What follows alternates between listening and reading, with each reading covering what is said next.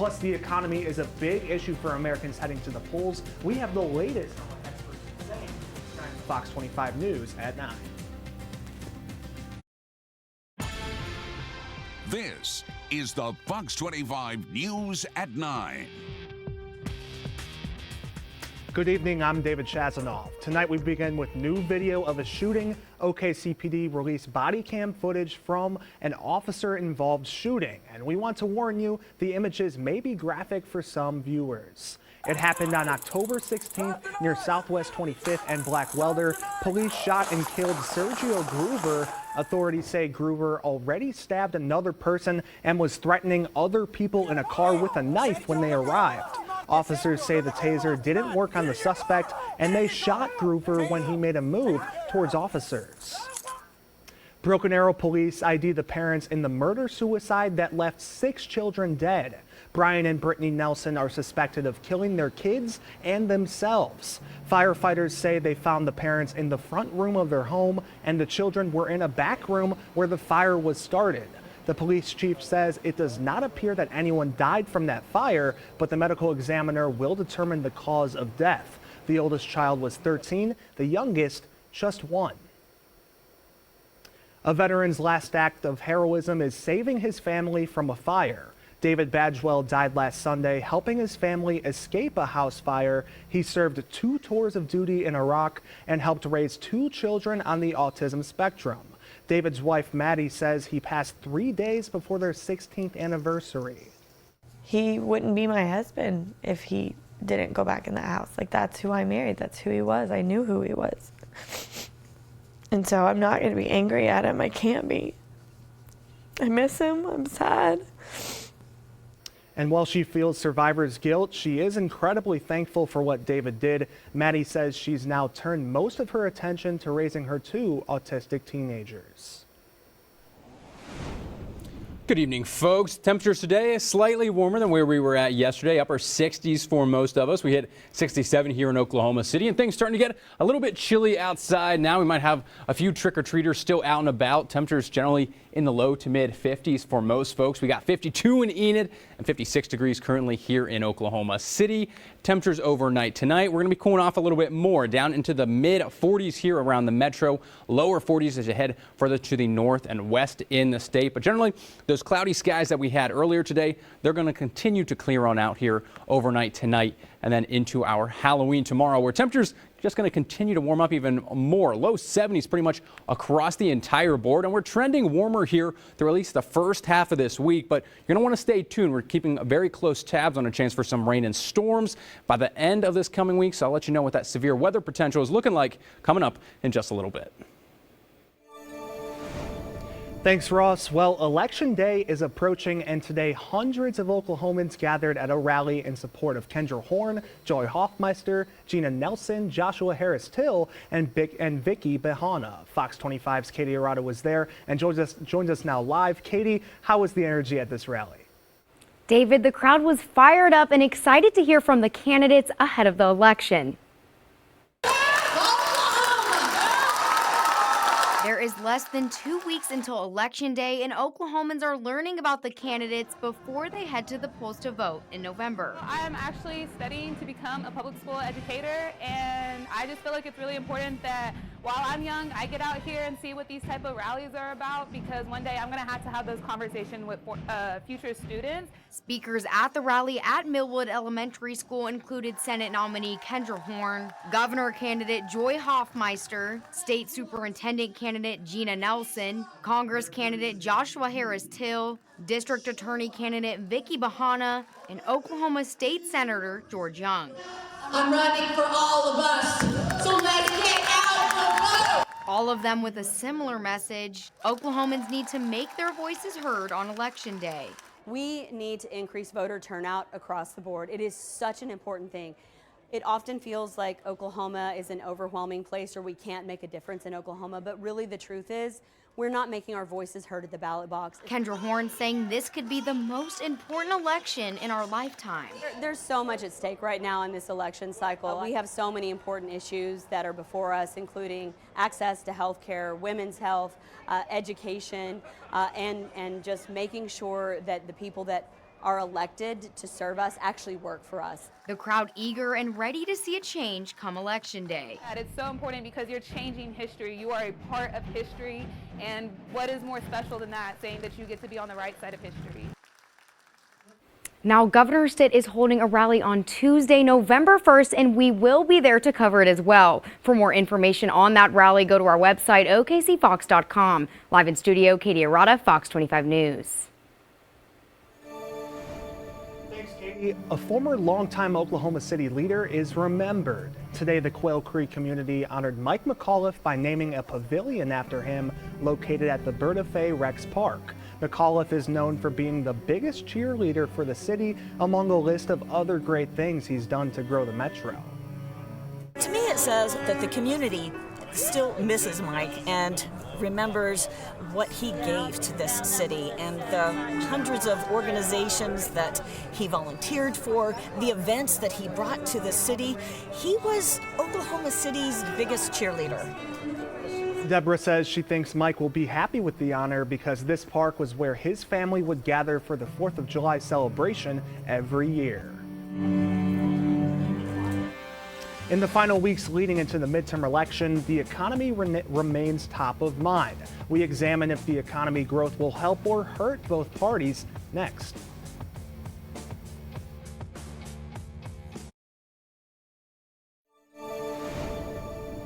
One person was killed and 8 others injured in an overnight shooting in Tallahassee, Florida.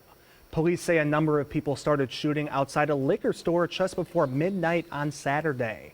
Officers responding to the gunfire found 1 man had died and at least 8 others were hurt. Police say an armed man then shot into the large crowd before running away from the scene. Officers shot and injured that man and he was taken into custody. 2 other suspects were also taken into custody. New details are emerging about Friday morning's attack on Paul Pelosi. The AP reports Paul Pelosi's attacker carried zip ties with him when he broke into the Pelosi home. It's another parallel to the January 6th riots at the Capitol. Police say he shouted, "Where's Nancy?" after confronting the House Speaker's husband. Online, he also had a history of posting about conspiracy theories related to vaccines, the 2020 election, and QAnon. We learned a few days ago that for the first time this year, the economy is actually growing. But that news was overshadowed by other economic indicators showing that prices are also still rising. National correspondent Christine Frizzell brings us a snapshot of the economy with just over a week left before the midterm election. It fills the tractors to help make the food, then fills the trucks, trains, and ships that bring the food and the goods to a store near you. Now, diesel is in short supply. We are operating right now at unacceptably low inventory levels for diesel that, for example, are 50-60% lower than their 5-year historical average. Ahead of next week's midterm election, it's one of a growing list of worrying signs for the economy, which combined with the issue of inflation is the top issue for 50% of registered voters. It's death by 1,000 cuts for so many families who can't afford rent, gas, groceries, Halloween candy. Everything's so expensive, and the Democrats own it. That sentiment far different from this assessment from the U.S. Treasury Secretary in an interview with CNN. It continues to be okay. We have a very strong labor market. I don't see signs of a recession in this economy at this point. But recession is still a distinct possibility in the minds of many top economists and top CEOs. The former Treasury Secretary issuing this warning. We've got real challenges ahead. There continue to be arguments that inflation rates are going to come down, but we haven't yet seen them come down. The Federal Reserve, set to meet this week, is expected to raise interest rates yet again, at a time the average rate on a 30-year mortgage rose above the 7% mark this week. That means what it will cost you to borrow money has just about tripled in the last 12 months.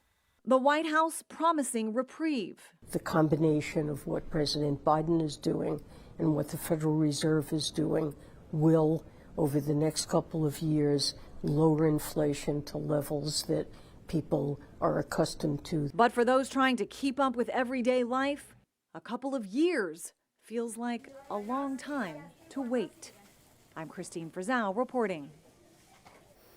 Senator Amy Klobuchar says she doesn't trust Elon Musk when it comes to moderating content on Twitter. Klobuchar says social media platforms should not be allowed to make money by amplifying bogus information. She says television stations have to make sure the ads they run don't convey false information before they air. And big tech companies, she said, should be held to the same standard. Elon Musk has said now that he's going to start a content moderation board. That was one good sign, but I continue to be concerned about that. I just don't think people should be making money off of passing on this stuff that's a bunch of lies. You couldn't do that on your network. It comes amid reports of an increase in anti-Semitic and racist tweets in recent days since Elon Musk formally took over Twitter. Musk has also indicated he may reverse lifetime bans for some users, like former President Donald Trump. The House Select Committee has obtained emails that some believe is evidence of Trump's effort to overturn the election. The emails from Trump attorney John Eastman allegedly indicate that the attorneys involved knew the details they submitted to courts were false. Federal Judge David O'Carter has previously revealed what he called a fraudulent effort to hold off Congress from certifying the election.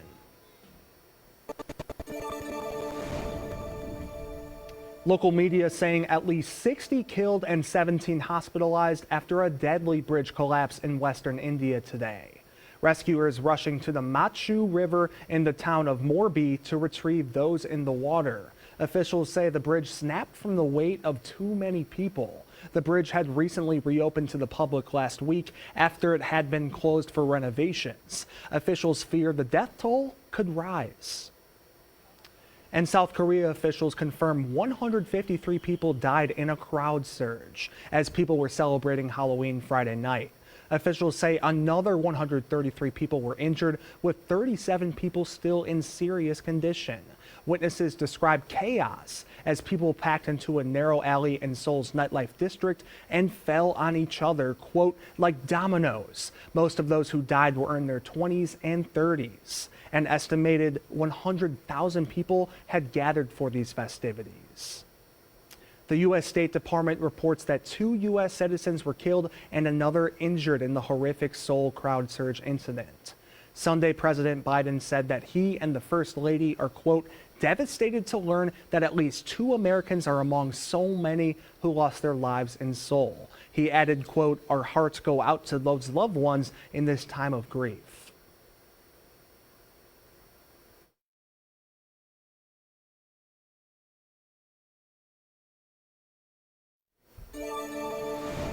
Turning now to a warning for people looking for love online. A woman is sharing her story after being scammed out of thousands of dollars. The Rhode Island native matched with a man on a dating website for adults over 50. It was her first time dating in 6 years since her husband passed away. After hitting it off, she eventually sent him over $500,000. She originally thought she was helping him get back on his feet, but that turned out to be a lie.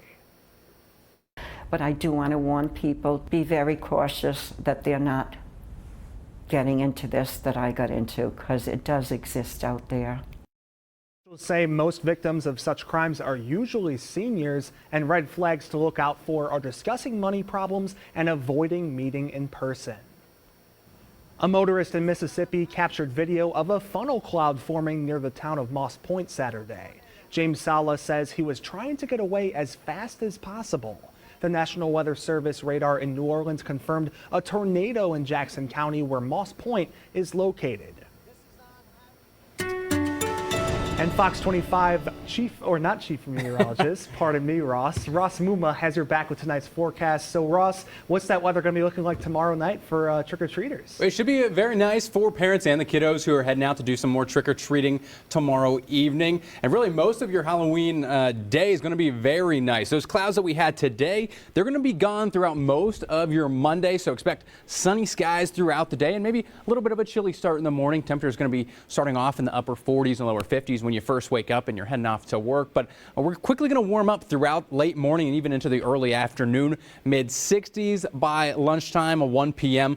and then Highs tomorrow going to be in the low 70s, right around 71, 72 degrees tomorrow afternoon. So going to be feeling very, very nice out there. And then as you're going out trick-or-treating, 6, 7, even 8 p.m., temperatures really pretty comfortable. Low to mid 60s until about sunset. And then afterwards, temperatures going to decrease pretty fast into the mid 50s by about 8 or 9 p.m. So overall, a very nice way to end the month of October. And our November normals here starting off on Tuesday. Typically, we start the month in the upper 60s. And by the end of the month, mid 50s. We're really going to be a complete opposite of that here, though, through the next couple of days and really the first couple of days of November, because we're staying pretty steady in the mid 70s here for Tuesday, Wednesday, and Thursday. Get a high of 75 degrees there on Thursday. And also notice the winds. Winds coming out of the south from about 15 to 30 miles per hour for both Wednesday and also Thursday. Not only is that bringing warmer air in, but also a lot of Gulf Coast moisture, especially by Thursday night and into Friday. And that's when our next weather maker is going to start to move in. So late Thursday night, cold front's going to slide down out of the northwest into the Panhandle and the western part of the state. Likely going to see some showers and storms again late Thursday night, overnight then into Friday, with more scattered showers and storms throughout your day on Friday, and possibly then even into Saturday as well, as a secondary low pressure system slides up out of the southwest, bringing more rounds of showers and storms to Oklahoma before the whole system will likely clear out then by either late Saturday night or early Sunday morning. So starting off here Thursday evening, as that cold front first makes its way into the state, we do have a slight risk for severe weather. All modes of severe weather will likely be possible. So large hail, damaging winds, and we can't rule out the possibility of an isolated tornado threat as well. Similar risk area, slight risk again here for Friday. This one, though, does include central and western Oklahoma, and the Oklahoma City metro is included in that slight risk come Friday. So we're going to keep very close tabs on this system as we continue to get more model data in here over the next couple of days. But we are expecting a pretty significant amount of widespread rainfall and storms here throughout Friday and Saturday. Some locations could pick up 1 to 2, if not nearly 3 inches of rain by the time the whole system clears on out. So a stormy end to the week and next weekend, but until then, enjoy the next couple of days. Sunny skies here for Monday, Tuesday, and Wednesday. Temperatures staying in the low to mid 70s. Then our rain and storm chances begin to increase Thursday into Friday.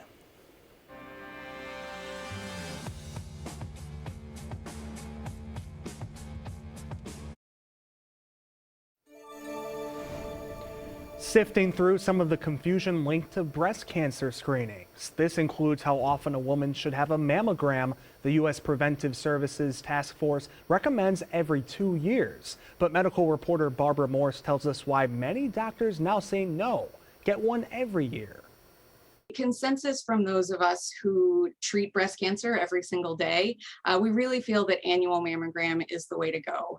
We are just finding so many breast cancers that are more advanced, and it really and oftentimes has been women who have gone 2 years. Dr. Michaela Weaver is on the front lines of breast cancer treatment. She's a surgeon at 2 Rhode Island hospitals that just 2 years ago developed a breast cancer risk assessment survey. It takes into account various risk factors, including breast density, family history, patient's own sort of reproductive and hormonal history. 10 to 15% of those patients who have voluntarily completed this risk assessment at the time of their mammogram have been identified as having an elevated lifetime risk. And have been notified they should have further screening, an ultrasound or MRI. In Rhode Island, women are notified if they have dense breasts. About half of women will get that notification. It is not necessarily cause for alarm. With the sort of widespread acceptance of 3D or tomosynthesis mammography, that's really seeing through the dense breast tissue much better. And so if dense breast tissue is really the only risk factor that a woman has, it's not always necessary. Bottom line is, if you're over 40 or your doctor believes based on family history you need one earlier, get that mammogram. Mammograms are really the best way we have to find early breast cancers that are really treatable, survivable, curable breast cancers. Dr. Weaver also emphasizes the importance of breast self-exams. Any changes, no matter your age, should warrant further testing. I'm medical reporter Barbara Morse.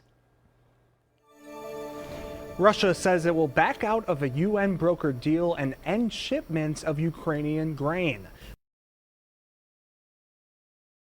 9 million tons of grain despite the war, and the announcement comes a day after the UN urged Russia to renew the deal in order to ease world hunger caused by the global rise in the cost of living. Current economic conditions are causing insulin users to do risky things with their supplies. According to a new study, about 1.3 million Americans feel the need to stretch out the use of their diabetes supplies because of high costs and lack of access. More than 1 in 5 younger adults say they ration insulin, and about 10% of seniors over 65 do the same.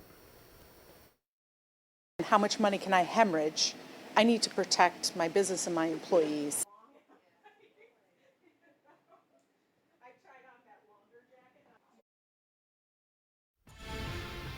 You're watching the Fox 25 News at 9. There's an interesting candidate to watch in Maine. Her name, Decca Delac. She's running for state office, and if she wins, it will be the first time a Somali-born person has been elected to Maine's legislature. She's already made American history as the first Somali-born mayor to serve in the U.S. Cheryl Atkinson with Full Measure reports. When Decca Delac walks the streets of Greater Portland, Maine, it's an important waypoint in what's been a very long journey. Delac left Somalia in June of 1990 as part of a family plan to get her out. Between Somalia and the U.S., there were stops in refugee camps, and Canada, where she asked for asylum. Then she met her husband. So I was living in Canada when we met and then married, and he petitioned for me to come to the United States. In 2005, Delac came to Maine on her uncle's advice.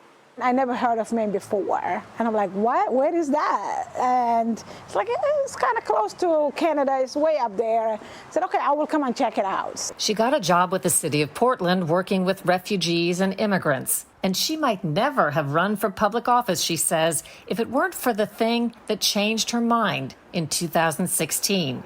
Then President Trump, when he was a candidate, stopped by here in Maine, in Portland, and really said some not nice things about Somali communities. So the Washington Times reported of a Somali refugee program in Minnesota that the effort to resettle large groups of Somali refugees is having the unintended consequence of creating an enclave of immigrants with high unemployment and creating a rich pool of potential recruiting targets for Islamist terror groups. A lot of communities came out and we said, we're not what this candidate is saying about us. That's when Delac says she first seriously contemplated running for office.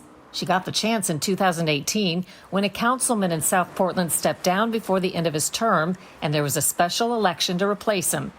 Last year, in December, her fellow city council members chose Delac to sit in the mayor's seat, America's first Somali-born mayor. Relationship building, my ability of knowing politics, a lot of, hard work throughout the years. So I don't think I would have just get elected if I hadn't been within the community, my main community, and as well as my immigrant community, working with all of them. Delac is facing Republican Michael Dougherty for the state seat. He's for cutting spending, taxes, and red tape. Dougherty told us he respects Delac and has nothing negative to say about her. For Full Measure, I'm Cheryl Atkinson. With 1 week before midterms, a CBS poll is predicting a handy Republican majority in the House. That poll has the GOP taking 228 seats compared to 207 for Democrats. That's a 21-seat difference with a margin of error of 12 seats. It predicts that if young people and voters of color turn out in comparable numbers to the 2018 midterms, Democrats may be able to hold on to their House majority by a single seat. Coming up at 10 on Fox 25 Sports Sunday, it's a show of good and bad. The bad is OSU's performance at Kansas State. Cowboys got blown out and were never really in the game. Mike Gundy talks about what went wrong, and while OU's Brent Venables is in much better mood after OU's win at Iowa State, are they getting better? Thunder are on a winning streak. They lost their first 3 games of the season, but they've taken the last 3 over playoff caliber teams. We'll tell you what's working for them. Plus some good stuff in the NFL today and NASCAR as well, with Norman's Christopher Bell making some news. That and more coming up at 10 o'clock on Fox 25 Sports 7.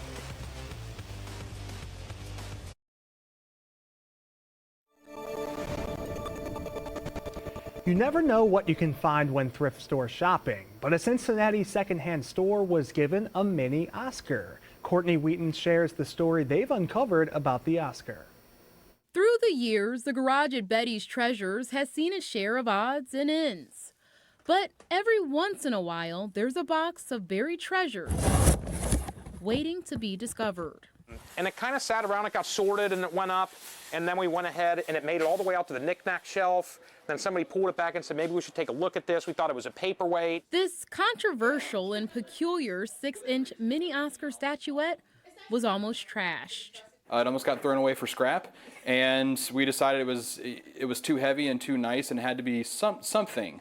3 weeks ago, business development manager David Lockey had a hunch. You know, watching shows like Pawn Stars and getting an expert involved, you know. So I mean, this stuff is like $2. Yeah, like, so this could have easily gone for what? $1, $2. So instead, he took it to his office and he started his own investigation. One of these pieces was auctioned off about 10 years ago. It went for about $13,000, but you know, I always want to verify things I'm reading, so I decided to go straight to the source. That source, a worker at the Academy Museum of Motion Pictures. A few photos and half a dozen emails later, the true identity behind the 87-year-old statuette was unveiled. It is a statuette from the 1935 Academy Awards, and it is the year that Clark Gable in the film It Happened One Night. It was the first film that swept all 5 major motion picture categories. Columbia Pictures made the mini statues for executives and stars in the movie to celebrate the win. And there's still one unsolved mystery, how this Hollywood treasure made it to a shelf in northern Kentucky.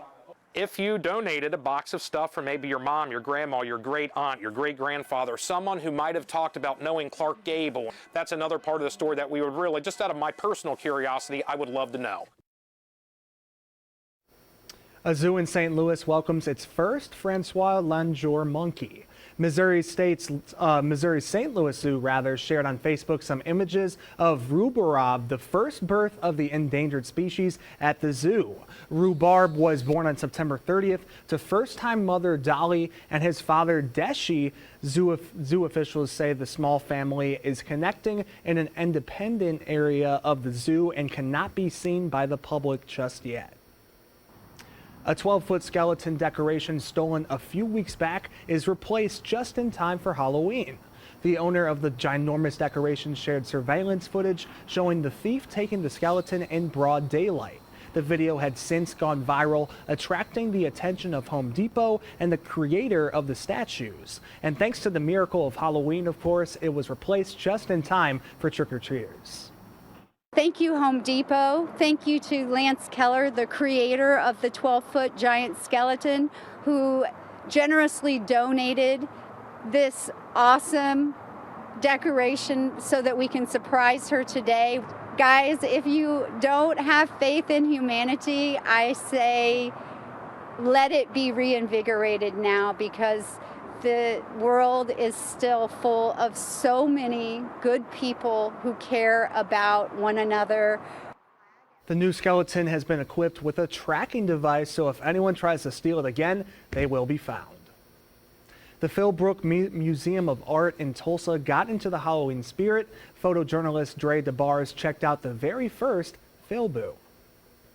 It is definitely a busy day here at the museum. Look at the man on the stilts. We're doing some haunted mansion tours and story times. It's just a lot of fun today. Lots of art stuff and slime and painting, and of course Hot Toast is playing up in the theater. The Monster Mash! And the grounds are just beautiful. The weather's perfect. We are just having a super fun, super spooky time. We thought, what a great day to come out and just have some fun and be in costume and be at the museum. Jack, wave to the camera. Wave to the camera, Willa. Say hi.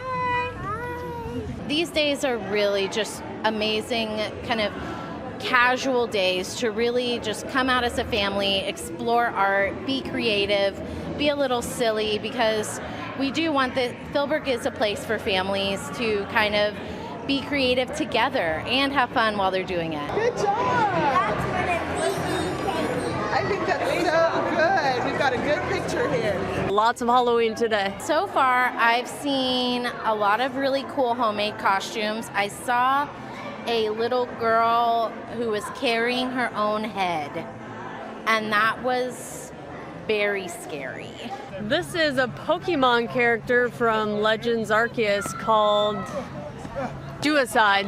I've seen some really cool construction, like equipment, and some Encanto characters, and all kinds of of course you have the classic Stay Puft Marshmallow babies, and all kinds of fun stuff.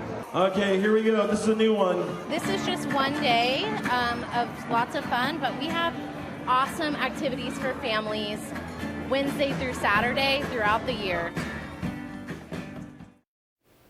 Researchers have discovered what is believed to be the oldest map of the stars. Archivists uncovered the historical relic hidden underneath a Christian manuscript. That's according to the Museum of the Bible, which identified the map as belonging to the ancient astronomer Hipparchus, who is considered to be the father of trigonometry. The more than 2,000-year-old map was discovered on a piece of reused parchment using multispectral imaging. And take a look at this. Americans trying their luck with the Powerball jackpot hitting $1 billion from Monday's drawing. Nobody won Saturday's jackpot of $825 million, although one winner matched 5 numbers and the power play taking home a whopping $2 million. And 4 other winners claimed $1 million prizes so far. The big Powerball prize, however, is still on the table this Halloween. And if I happen to get that on Monday, yeah, you can bet I definitely will not be here on Tuesday, right? I won't be here either. You can kiss me goodbye, honestly. All right, let's get you one last look here at your 7-day. Very nice weather for tomorrow and Halloween. Temperature's going to be in the low 70s and sunny. We're staying warm here through the middle of the week until we see a pretty solid increase in rain and storm chances by Thursday night, and then continuing into Friday and Saturday. Curtis? Sports, the Thunder last night, great win. OU and OSU football over the weekend, a tale of 2 different teams. Oklahoma State's, what is going to happen with them coming off that terrible loss to Kansas State? We'll talk about it next.